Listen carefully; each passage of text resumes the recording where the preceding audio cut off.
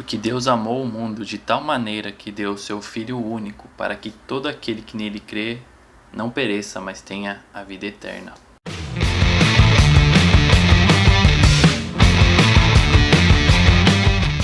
Senhoras e senhores, bem-vindos ao Reflexões de um Tolo.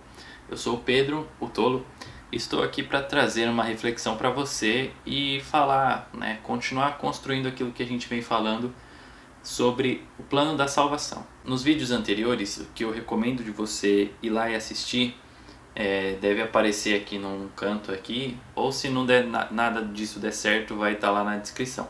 A gente vem falando primeiro sobre pecado e depois sobre quem é Jesus. Então é importante que você vá lá ver, só para entender um pouco mais de cada um, mas eu vou meio que dar um resumão agora. O contexto é o seguinte: primeiro, Deus criou tudo e o homem pecou. E esse pecado afastou o homem de Deus. Desde então o homem vive afastado de Deus. Deus usa algumas pessoas, alguns profetas. Deus usa o seu povo para tentar mostrar para o mundo que Ele é o único e verdadeiro Deus, mas o mundo continua se desviando e se afastando dele. Então Ele envia Jesus. E Jesus, Ele é a ponte para que isso seja consertado, de uma forma que Jesus se entrega para nos salvar. E do que Ele nos salva? Do nosso pecado. E o que o nosso pecado produz? Produz morte, produz separação de Deus. Foi importante primeiro a gente falar sobre o pecado, para a gente primeiro entender o que afasta a gente de Deus. E segundo, falar sobre Jesus, porque Ele é o que nos une com Deus. E agora vamos falar sobre o plano da salvação e sobre 3 coisas que eu separei aqui para a gente observar, que são muito importantes para que esse plano dê certo. O primeiro ponto é expiação. Não é tipo espiar com S, é com X. Não é espiar tipo, dá uma espiadinha, é o espiar tipo expiação. A expiação, ela é uma palavra que define tudo aquilo que é feito como forma de pagar pelos pecados. É uma forma de fazer a transferência, do pecado para alguma outra coisa, para que essa coisa pague o pecado. Porque o pecado, ele gera morte. Sempre que as pessoas pecavam, pelo menos no Antigo Testamento, elas tinham que fazer ofertas onde elas transferiam o pecado delas para um cordeiro. E esse cordeiro, ele recebia os pecados e morria pelos pecados da pessoa que colocou. A expiação, ela é uma forma de pagar pelo pecado. E aí, como a expiação entra aqui no plano da salvação? Primeiro, ela é super necessária, Tem gente que fala assim, poxa, se Deus é tão poderoso, Ele não podia simplesmente fazer assim, perdoar todo mundo? Não, porque se Ele simplesmente perdoa todo mundo, estaria indo contra um princípio que Ele mesmo criou, ou seja, Ele estaria sendo contraditório. E Deus não pode ser contraditório. Então, Ele precisa fazer alguma coisa para que a própria lei dele seja cumprida. Então, Ele não podia fazer assim e tá tudo certo. Na verdade, pensar desse jeito, você vai falar, poxa, Jesus fez um bagulho inútil, E não é bom pensar assim. A Bíblia fala mesmo que Jesus era como um cordeiro. Lembra lá do vídeo de Jesus, onde eu li Isaías 53, que fala que ele foi como um cordeiro pro abate? Ele representava esse cordeiro. Ele representava o ser que recebia todos os pecados das pessoas de todo mundo, e todo pecado foi imputado nele. Imputado, palavra difícil, mas é uma palavra muito legal. É tipo você colocar pro outro. É tipo colocar na conta. Sei lá, você recebe dinheiro na sua conta do banco, alguém imputou dinheiro para você, entendeu? Então Jesus, com o pecado de todo mundo, morre, paga por esses pecados. Ele faz esse sacrifício para que todos os pecados da humanidade sejam pagos nele. O segundo ponto, justificação, justifications.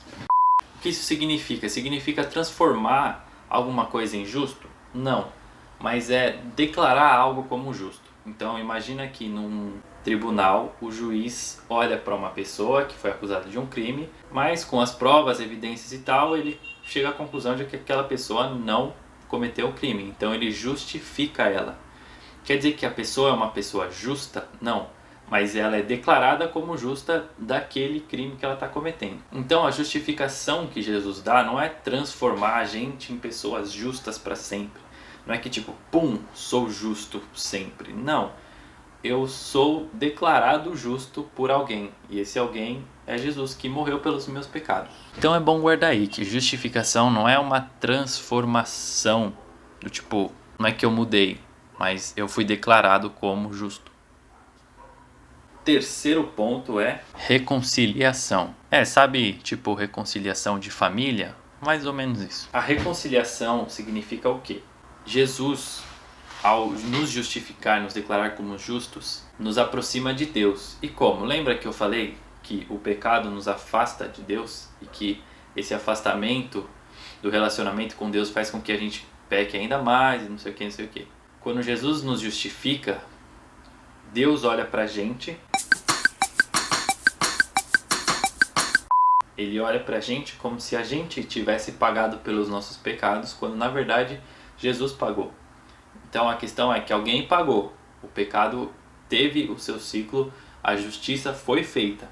E quando Deus olha pra gente, Ele nos vê como pessoas justificadas, então Ele consegue chegar assim perto, porque Ele não consegue chegar perto daquilo que está errado, Ele não consegue se aproximar do pecado, mas Ele consegue se aproximar da justiça, porque Ele é justo.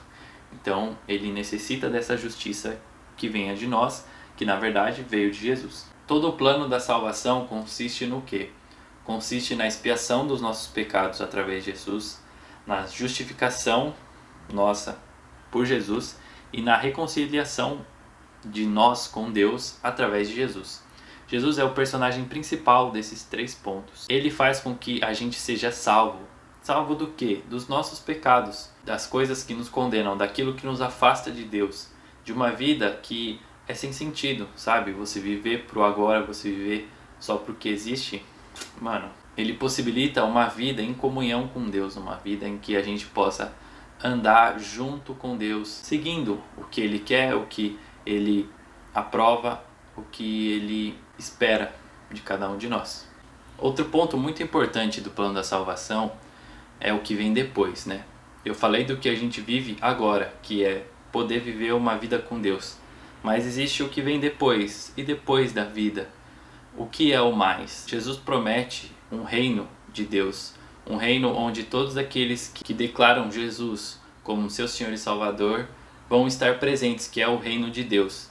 Um reino perfeito, onde Deus vai governar esse mundo com as suas mãos e as coisas vão acontecer de forma perfeita. Então a gente tem uma esperança, né, daquilo que vem depois da nossa vida, né? Depois do caos que a gente vive aqui. A Bíblia diz que nesse reino de Deus não haverá choro, não haverá tristeza, só alegria. Então a gente vive com essa esperança daquilo que vem depois. Então o plano da salvação nos salva de uma vida sem sentido agora e nos coloca em um reino eterno onde seremos governados por Deus. Mas aí você pensa, poxa, então se Jesus pagou todos os pecados, eu posso continuar pecando tranquilamente porque, já tá tudo perdoado e é isso. Não, velho, não. E aí para esse ponto vai existir uma outra coisa importante na caminhada daquele que se declara como cristão, que é a santificação. E esse é um processo que vai precisar de um vídeo para ele. Então já sabe, né? Já sabe. Você já sabe sim, já sabe. Então já sabe, se inscreve aí no canal, deixa o like se você gostou, deixa o dislike se você não gostou, se você tem alguma coisa aí para comentar, para adicionar ou só para falar que você quer dizer aí, deixa nos comentários. Pega esse vídeo, manda lá para os seus amigos, para sua família, manda lá no Zap, fala assim, gente, assiste aí, é rapidinho. Tem muita gente compartilhando fake news, então compartilha essa good news do evangelho aí para as pessoas que você tem aí próximas de você, tá bom? Então era isso que eu tinha para dizer para vocês no dia de hoje. Lembra que Jesus é o cara principal em tudo e no plano da salvação e que Jesus pode estar aí com você, cuidando de você e você pode estar entregando sua vida para Ele. Mas é isso, Deus abençoe vocês e é nóis. Então era isso que eu tinha para